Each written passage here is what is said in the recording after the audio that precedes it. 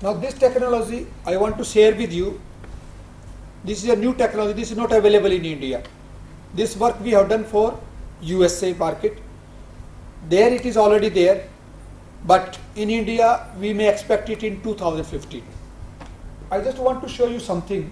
You see that PM reduction till now it is in milligram only, milligram per kilowatt hour, but in future the regulation may comes on numbers also. How many numbers of particles are there?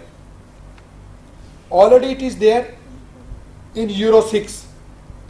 If you see Euro 6 PM is 10 and PM numbers are 6 into 10 ki raised power 11. EPA, this is USA norm, environmental product, there is a, it is 13 and there is no limit. Only Euro 6 there is a limit. Tier 4 we do not have any limit, and this is for India TREM 3A. You see our HC and NOx is 4700, 4000 and PM is 400, 300 and 200. So our PM level is, as compared to 10, it is 400. This give an idea that TREM 3 emissions are very lenient. However, our BS 4 and 5 they are much stringent. Now we will talk about the DPF. This is the technology, diesel particulate filter. Now lot of PM matters are going into the environment. That particulate matter, they are of such a small that when you inhale they penetrate into the lungs and they attack there and they remain there maybe. So this regulation has started that you cannot emit the particulate matter more than 20 milligram or 30 milligram. Now what to do with that? It means we use a DPF. What it means? It is a mechanical trap where soot build up over a time. It is integrated in the exhaust system. It accumulated soot. Now complete system is like that. For HC and CO we have a diesel oxy catalyst. It oxidizes the HC and CO, right? It reduces the CO and HC. And then after this we have a DPF. What is particulate is there, that accumulate in that. And it can reduce the particulate matter by 90%. But the problem is when it accumulating the PM over a period of time, back pressure increases. So just as in case of catalyst converter.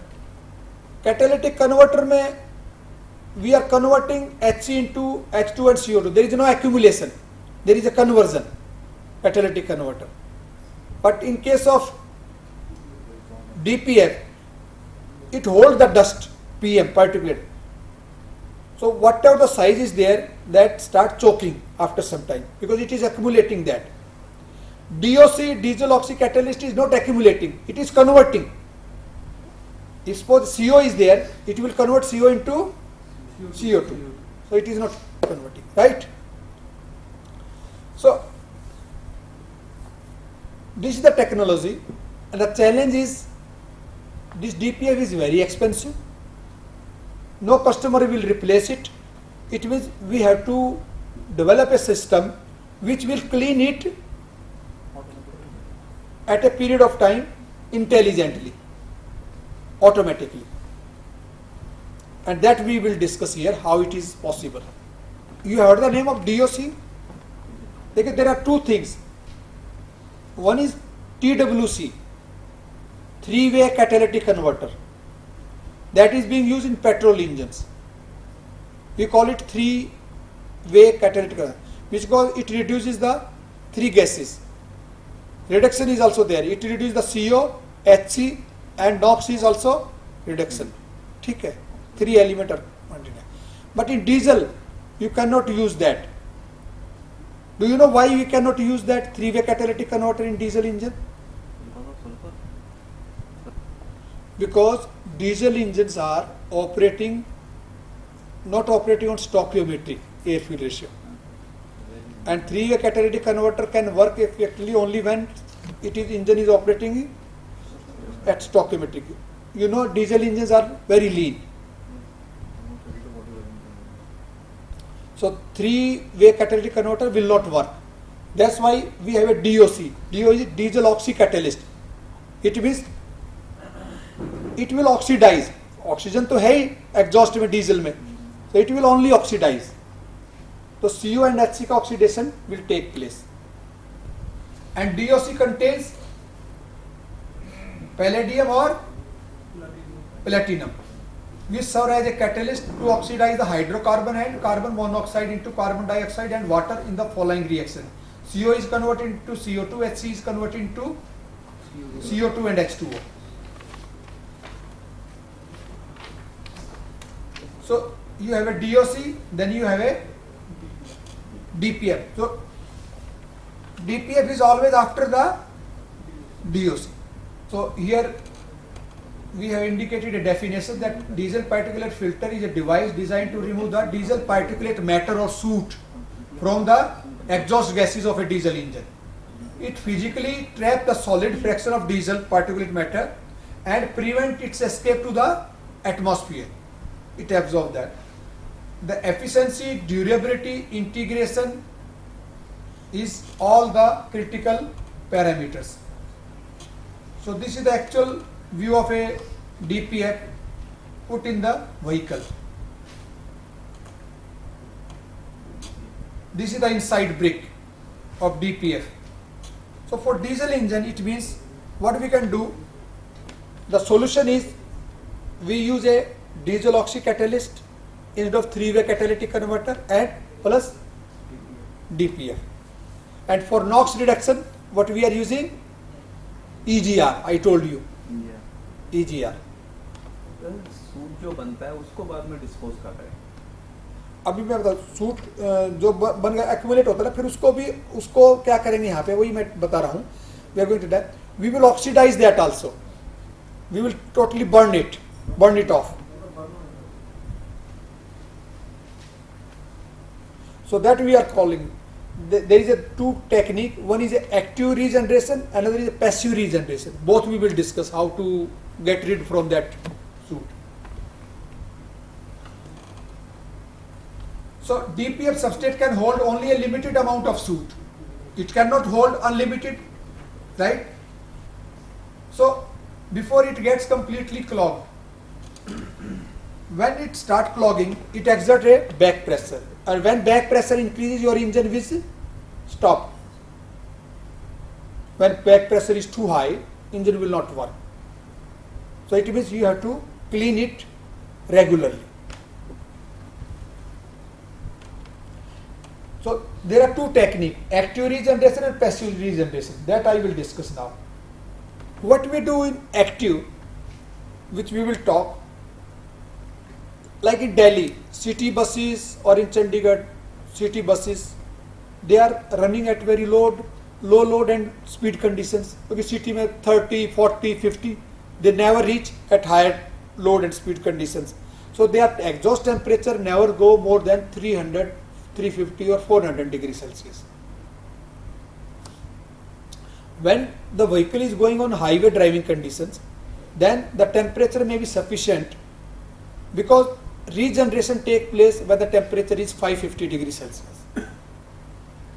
Otherwise, soot will be there. So to burn that completely, you need a temperature of around 550 to 600 degrees Celsius. Now you see here,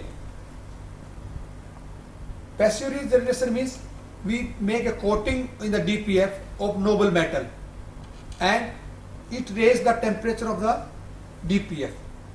But that is also possible when your vehicle is traveling always in the high load and speed conditions, because it can raise the temperature by 50 or 70 or 80 degrees Celsius, maximum 100. If the temperature is 300, it cannot make 600, right? Then people see in USA, this is a problem. It is not cleaning. Then active regeneration concept came. Active regeneration system is you are measuring the back pressure and then you are injecting the fuel in near the DPF, diesel fuel. And that fuel, how much quantity to be injected, when to be injected, so that raise the temperature of the exhaust from 300 to 600 degrees Celsius. And you have to control the NOx also.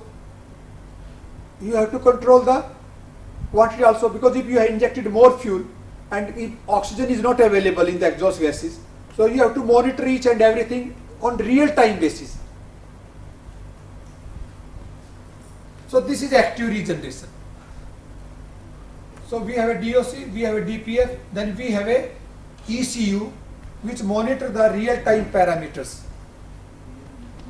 Again, you see in automobiles, everywhere it is electronic ECU, because you need real time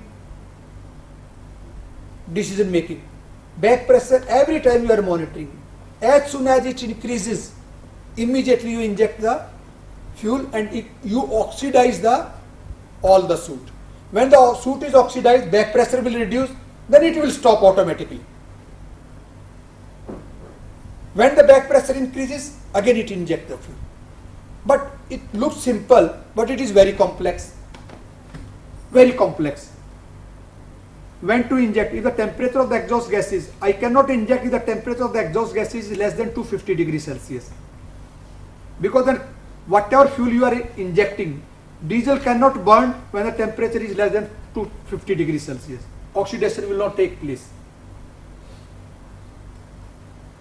If that situation occurs, you have to find out some electrically heated method to raise the temperature from 200 to 250. So it is a total very complex thing. And what is the temperature? And what is the temperature you want to achieve? And how much fuel to be injected, at what frequency you have to inject, and when the temperature is increasing, you have to reduce the quantity of the fuel to be injected. Same quantity you cannot inject. So gradually it means it is a all over changing process. Suppose you are injecting 10 milligram. After 2 seconds, not 10, 8 milligram. After 10 seconds, 3 milligram. Now temperature is around 500. Oh, temperature, I have come from 300 to 500. Now I have to go to 500 to 600. It means less fuel is required now. So I can inject now 2 milligram of fuel. And I have to monitor whether the temperature is increasing or not. If temperature is not increasing, then I have to increase the quantity of the fuel. Then how this process is done, sir? It- With the help of sensors? Help of sensors and ECU, control strategies are there. So we have developed this strategy recently. It took around 1 year, so complete system is ready. Even what we feel that is a new technology, like When you are saying you have decided, you means you people or some company or your own company, sir? no, you means like that it vary from engine to engine, but it is the designer who, you means it is the designer of the system. In this case, if we are the designer, then we have to decide. But for a particular engine, if engine is different, then requirement may be, suppose it is a 3-liter engine, then tomorrow somebody say it is a 4-liter engine, the requirement will change. So for this, even now what we are planning, like all this principle of operation, when the back pressure, we have the temperature, so we are preparing a lab education kit also, because this is so that the researcher, MTech level, even faculty, they can learn this concept is coming. And if somebody is interested, so that lab edu kit, you can operate it, you can optimize this, you can change the injection duration, time, all parameters you can play. We may give the software also, and you can change and you can study and you can see the effect.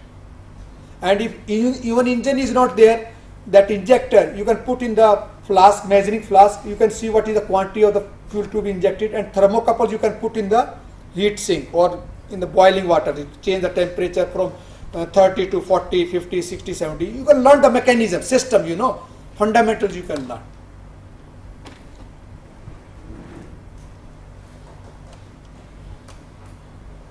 Fuel injector, and then you see problems. Exhaust gases contains water also. I have to measure the back pressure. Even if I give a problem, okay, measure the back pressure. This itself is a problem for you. For engineer means, for any engineer. Your sensor, if moisture will take, it will affect the. So it means I have to put a water separator in between, which will remove the water vapors from the exhaust gases and then send to the sensor.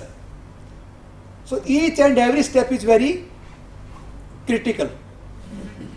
And then from that sensor, the signal will go to the ECU. Then it is processed there. Then it will read the value and then it will take the decision.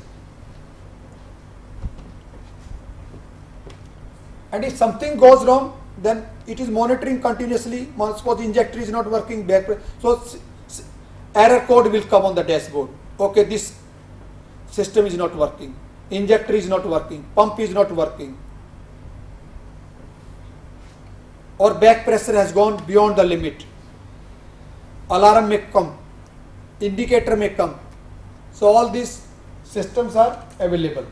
So this is a schematic of that active regeneration system. Now we can cover one by one. You see, this is the engine, the fuel tank. Now fuel is being used for the engine, right? And then we have a exhaust gases. It is coming here. Then I am using a return fuel. This is from the fuel tank only. I am using the fuel circuit to give the signal to the ECU. From the battery, signal goes to the ECU. This is the exhaust system. I am putting the injector here. Here I am measuring the back pressure. We are not putting the back pressure sensor here. Only tapping is there. Some tube is there and sensor is mounted here in the box. And in the box itself there is a water separator system which separates the water from the exhaust gas. This is the water separator, this one. And this is the ECU. In the ECU there is an injection pump which pressurize this fuel at certain pressure and inject at 5 bar. So this fuel line from this pump, this black one, it is coming to the injector nozzle, and here the fuel is injected, it is mixed, and here you have a DPF.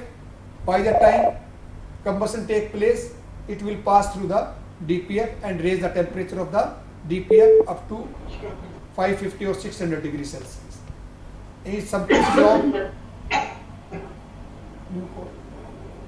then these are the LED, green LED, red LED, yellow LED. They will indicate the type of error. This is another view, inside view. As I told you, it depends upon the system. If the temperature is still low, you can, even diesel is not burned, then you can use a heater, but it is optional. This is the heater, so that you can raise the temperature up to 250 degrees Celsius, and then you can inject the, this is the oxidation catalyst, and here we have a DPF, diesel particulate filter, and you are measuring the temperature at different locations and back pressure, and you are controlling the lambda also. And if required, you can put a NOx sensor also. It is optional, because by raising the temperature, whether NOx is not increased or so that you can also monitor.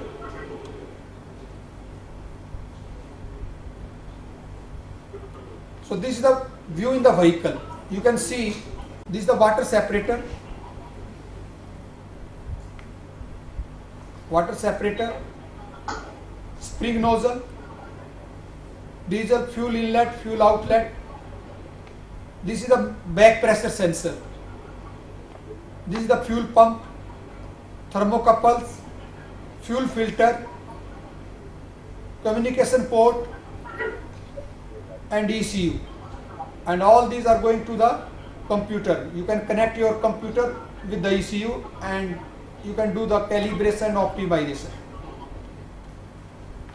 You are able to catch all these now parts. So each and every picture is given so that you can understand. So this is the complete active regeneration system. In India, no vehicle uses this system because PM limit is not very stringent, but it is coming in after 2015. Then we need this system. Now it is working for USA. Now ECU part, there are something like it is a 8-bit microcontroller, 44-pin memory. More important thing is when the vehicle is traveling, all the data is logged. What is happening, so that when you are sitting in your lab, you can take all the data and you can monitor what was the NOx, when back pressure increased, when fuel was injected. You can log a data of around 1500 hours. 1000 to 1500 hours data can be logged, and then you can recall it, then you can study this driving pattern, when it is happening, what is the status, when it fails, not failed, everything you can monitor. Now if you will go to even component level, this pump is also special. You see this is injecting around 64 microliter of fuel in per stroke. So then you have to develop an equation. Suppose you need 20 microliter. So you have to, in how much millisecond you can do that. So those all calculations you have to make. And fuel is injected at around 5 bar. Water separator I was talking about, 20 microliter. So you have to, in how much millisecond you can do that. So those all calculations you have to make. And fuel is injected at around 5 bar. Water separator I was talking about. So exhaust gases will come and it will separate out the waters. Small fuel filter so that any impurities there, it don't spoil the injection pump. The response time is very important for the back pressure sensor. If it is delayed, then it will not take the system issue, will not take the corrective action. So response time should not be more than 1 millisecond. So these are the specifications. The thermocouple, you can measure it is a K type up to 1000 degrees Celsius. This is the schematic diagram of the wiring harness. You have a thermocouple here to measure the temperature in the exhaust system, and then you are measuring the engine speed from the alternator, battery connections. This is the wiring diagram basically. These are the injection strategy. I think because these are very design aspect, but I would like to tell you this is not, when you are actually designing a system, it is very complex. It is not so simple, and it involves multidisciplinary activity. Nowadays in automobile, you cannot say it is for mechanical engineers. Today advanced cars uses 44 electronic control units, 44. If you go back to 20 years, the cost of electronics in a car was less than 1%. But today, the cost of the car of electronic gadget, that is around 10%. And in future, it will be around 25 to 30%. So, automobiles, engine technology has become a multidisciplinary activity. For this development, I need a software engineer, I need a electronics engineer, I need a hardware engineer, I need a mechanical engineer, I need a thermodynamics expert who knows what is the specific heat of the exhaust gases. Even if I ask you, specific heat will vary, when the temperature will vary of the exhaust gases. So you have to calculate how much heat is required to raise the temperature, how much fuel is injected. It is all thermodynamics. Electronics person cannot do anything. Electronics, but what you will give the equation, he will convert that into that. Then you need an engine expert, you need an emissions expert, chemistry person. So you need 5 multidisciplinary engineers for this task. And that's why in India, that is a big challenge. Any ECU, we are not able to develop as on date. All ECU, if you see whether it is a petrol engine, diesel engine, anything, all are from Bosch, Denso, Mitsubishi. There is no Indian company as on date. Because it requires knowledge from the different sections. Collective effort. And we lack in collective effort. So this task has been done like with 4 multidisciplinary peoples, and this we have a workable system. You see, I will show this and then I will close. Now you see this graph. Now this line, this is the temperature. Now it shows when to start the injection. So here injection starts.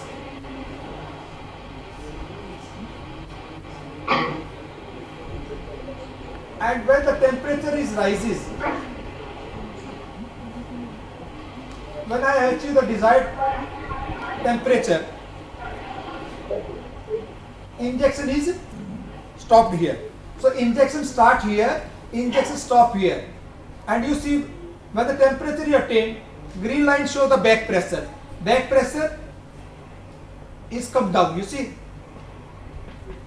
Back pressure come down. Injection stops, exhaust temperature also come down, back pressure come down because it is oxidation has taken place. And now next cycle may come maybe after 1 hour, after half an hour, after 2 hours, that depends upon the driving condition. So this is how, and all this data is logged. But I cannot start the injection when here it is mentioned that you can start the injection when the temperature is more than 210 degrees Celsius. Below this you cannot inject. So this is the real time data logging. Yeah, we can have questions. I think Many times we have seen that when the vehicle is being run on LPG, especially in LPG, it has been seen that when the cylinder gets starting exhausted, means the gas is just going to finish, the cylinder bag becomes very chilled, the water is accumulated over it. So why is it so? Many times we have seen this. So, and does it create any problem in the running of engine or something like that? okay. Basically, the cylinder temperature reduces. This is because of the effect of the evaporation of the LPG when it is converting from the liquid to gas. Yes. It is absorbing the heat from the cylinder and surrounding. So temperature is reduced. Okay. So sometimes what we do, that we provide some heating pad to the LPG cylinder. If the engine size is bigger, for small engine size, that because if the temperature is reduced very low, then choking may take place, and then it may cause the engine derating or completely shut down of the engine. So that is, but in India, because it is summer, temperature is not very low, so up to 1.6 liter engine you can run the LPG cylinder without any problem. So it doesn't create any problem. It doesn't Actually, create what any the cylinder problem, but if something is there, then sometimes we use a heating pad over the cylinder. over the cylinder. Similar is the case with CNG also. It also CNG basically the pressure is very high. very high. That is not the issue, but pressure reduction take place in the pressure regulator, Yes, definitely. right? Pressure regulator, there the temperature is reduced. So there what we are doing, we are circulating the hot water around the pressure regulator of the CNG. CNG, yes. So to maintain the temperature, because even I would like to tell you, you know, if you look at the engine, my question is, it is just to interact. My question is, in the engine, when it is running, where is the minimum temperature? At which location in the engine? When the engine is in operation, where will be the minimum temperature and what will be the value of that temperature? Minimum.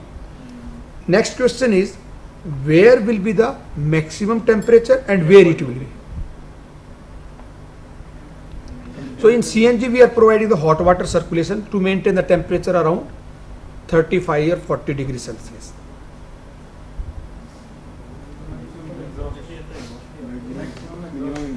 Exhaust में minimum temperature at inlet. at inlet at intake manifold or and what will be the range? Suppose I talk today, suppose the temperature is 40 degree. Around the combustion chamber or the maximum. The maximum is around the combustion chamber. कुछ value बताएं कितना range है? Okay, now should I tell you? You see there are two type of engines. One is the carbureted engine, another is the MPFI.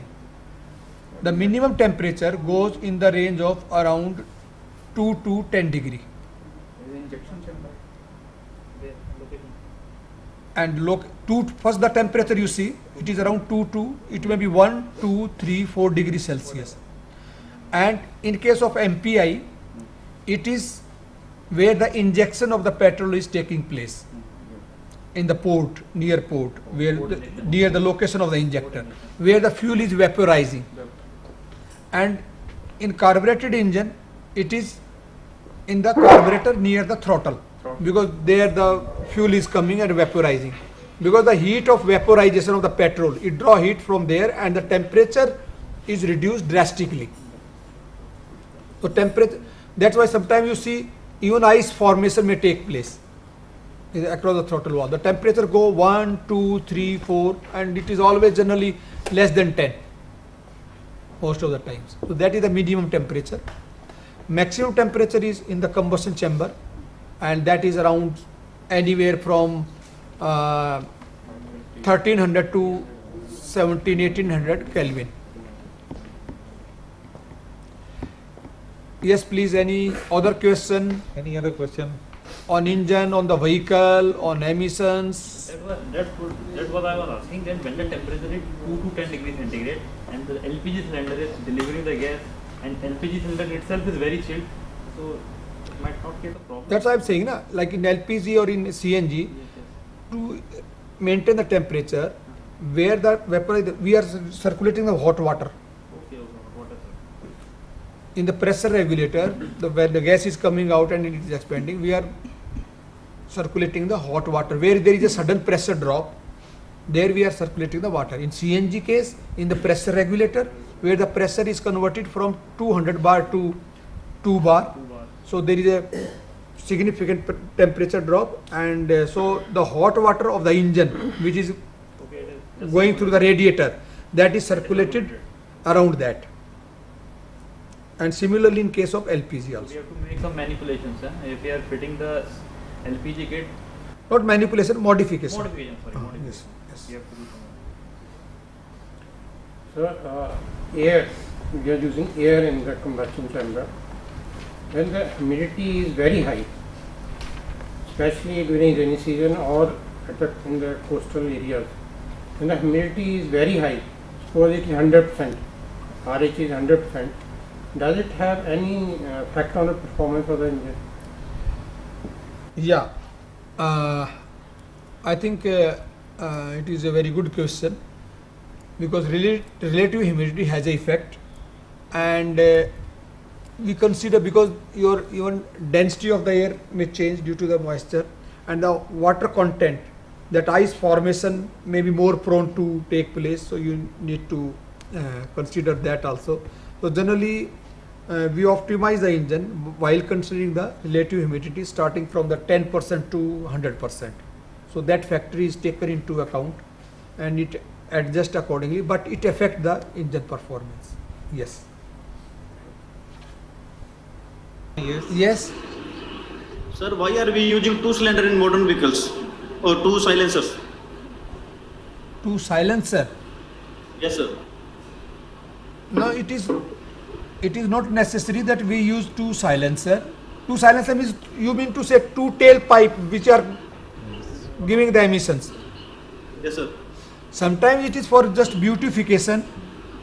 Most of the time, just young generation, they want like two exhaust, and sometimes it is the tuning of the exhaust system, because suppose it is a 4-cylinder engine, so you can combine all 4 and then make one pipe, or you can make two one side. So that is also there, but the cost is involved, and it is not like that there is any extra benefit of the it is the tuning of the exhaust manifold, exhaust system, which make the difference. And generally, like some cars, even they do not have the real two tailpipe, but they just show that it is two, so it is just beautification. And sir, what is a Marue concept?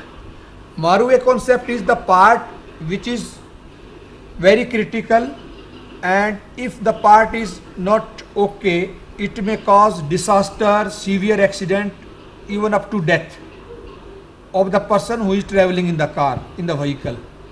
So those parts are graded as Marue, which may result in serious failure of part, may result in a serious accident or death penalty, like brake system, fuel system. So some parts are identified like that. Even steering, like steering fitting, it fails, you are not able to turn left or right, it goes straight, so you will lose the control over the car. So there are some parts which are Marue, which are critical in performance and safety item. Sir, you are from MSIL, and will you tell us the which parts are in the category of Marue? I cannot tell all the parts, but some parts, for your knowledge, it is a all fuel system part, fuel pump, fuel injector, fuel filter, from which fuel is traveling, and then it is the brake system parts which are critical.